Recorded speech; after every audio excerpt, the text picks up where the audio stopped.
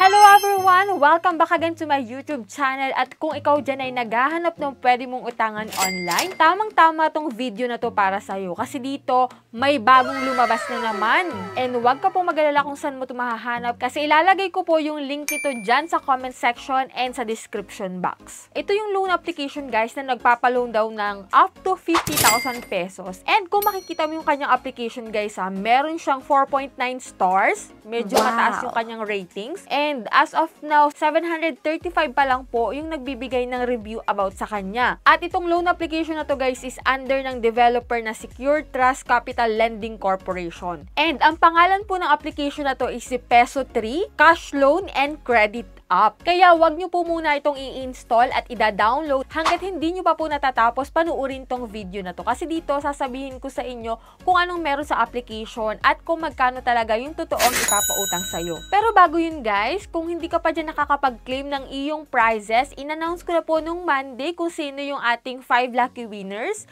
At kung hindi mo pa po napapanood tong video na to, nandyan po naka-attach yung mga 5 nanalo para sa ating pa-Gcash giveaway. So kung wala dyan yung pangalan mo, wag kang mag-aalala kasi may next Monday pa. Stay tuned and stay connected. Mag-like at mag-iwan ka lang po ng comment dyan sa comment section para at least next raffle may chance ka na ikaw na yung susunod na mananalo. And sa last Monday of the month po, meron na namang mananalo ng ating pa-cellphone giveaway. So nung March nga po, yung nanalo ng ating pa-cellphone giveaway ay kinonvert niya into cash yung kanyang napanalunan. Hindi na cellphone yung kanyang kinuha kundi converted na into cash, no? So yan, baka sa susunod nating pa-raffle, ikaw na yung mananalo. Kaya antabay ka lang dyan. So yan, kung interesado ka naman na mag-loan at naghahanap ka ng pwede mong utangan online at hindi ka pa makapag-decide at ito nga, may lumabas na naman na bago. So ngayon, alamin na natin kung anong meron dito kay Peso 3.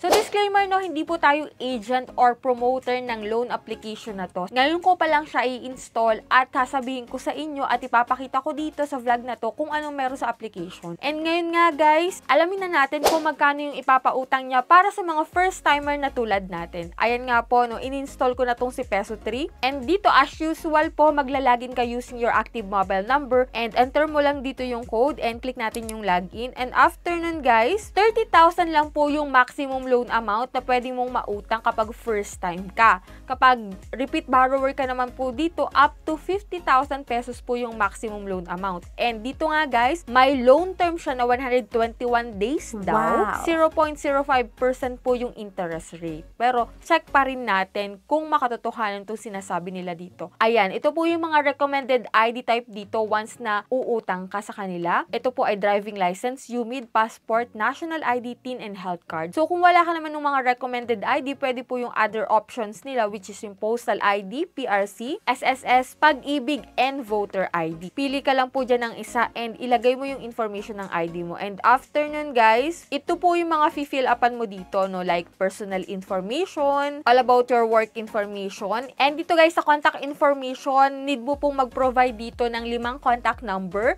And dun sa 5 guys, piliin mo kung sino yung ilalagay mo dito kasi maaari po nila yung i-text or tawagan once na ikaw ay na-overdue na at hindi ka nila mahagilap or hindi ka sumasagot sa tawag nila. So, sila yung pwedeng tawagan dito or kontakin, no?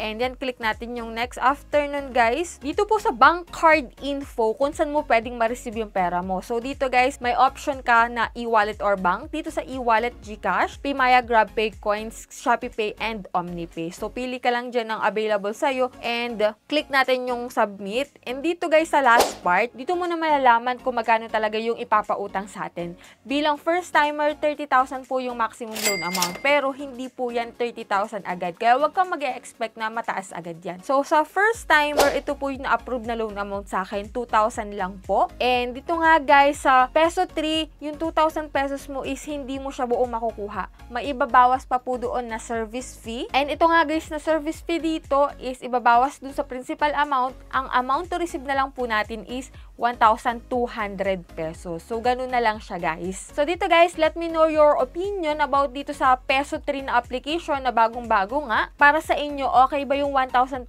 pesos and 2,000 na loan amount bilang first time na uutang sa kanya? So, i-comment nyo po dyan sa comment section para malaman ko kung anong idea nyo dito. And for those na nakapag-loan na dito kay Peso 3, paki-comment po dyan sa comment section kung ano yung nakaging experience mo, kung magkano yung na-approve sa'yo na loan amount, at magkano yung na-receive mo. Para at least yung mga future na magta-try ng application na to is magkakaroon sila ng idea kung uutang pa rin ba sila dito sa application na to. Lagi ko nga sinasabi sa inyo na manood muna kayo ng review ng isang loan application na a-applyan nyo or i-install nyo. So, matuto tayong mag-research about dun sa application kung legit siya or yung mema lang na halos kukunin lang yung information natin tapos sa dulo wala naman pala. And yan nga guys, that's all for today. Yan lang yung meron dito kay Peso 3. So, sa mga hindi pa dyan nakasubscribe sa aking YouTube channel, pakiclick po yung subscribe button at i-on nyo na rin po yung notification bell para updated kayo sa mga bagong naglalabasan ngayon na loan application para aware kayo, no? And hanggang dito na lang muna yung vlog natin. So, see you on my next vlog guys. Bye-bye na muna.